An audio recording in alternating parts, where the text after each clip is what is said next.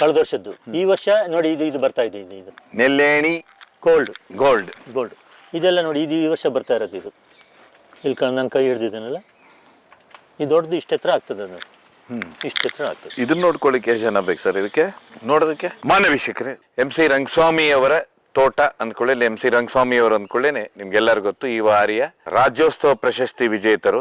ಅವರಿಗೆ ಕಳೆದ ಬಾರಿ ಕೃಷಿ ಪ್ರಶಸ್ತಿಯೂ ಬಂದಿತ್ತು, ಅದಾದ್ಮೇಲೆ ಕುಕ್ಕುಟದಲ್ಲೂ ಬಂದಿತ್ತಲ್ಲ ಸರ್ ತಮ್ಗೆ? ಕುಕ್ಕುಟದಲ್ಲೂ ಪ್ರಶಸ್ತಿ ಬಂದಿತ್ತು. ಸೊ ಅದಾದ್ಮೇಲೆ ಅವರಿಗೆ ಡಾಕ್ಟರೇಟ್ ಬರುತ್ತೆ. ಹೀಗಾಗಿ ಪ್ರಗತಿಪರ ಕೃಷಿಕರಿದ್ದಾರೆ ಅಂತ ಹೇಳಿದ್ರೆ ಮಿಶ್ರ ಬೆಳೆ ವಿಶೇಷ ಅಂತ ಹೇಳಿದ್ರೆ, ಯಾಕಂದ್ರೆ ಪ್ರಗತಿಪರರು ಅಂದ್ರೆ ಕೃಷಿಯಿಂದನೇ ಪ್ರಗತಿ ಆದ್ರು ಅಂತ ಹೇಳಿದ್ರೆ ಇವತ್ತು ಸಾವಿರಾರು ಕೋಟಿ ಏನ್ ಬೇಕೋ ಏನೋ ಆ ರೀತಿ ಗಂಧದ ಕಾಡನ್ನೇ ಬೆಳೆಸಿದಂತವ್ರು.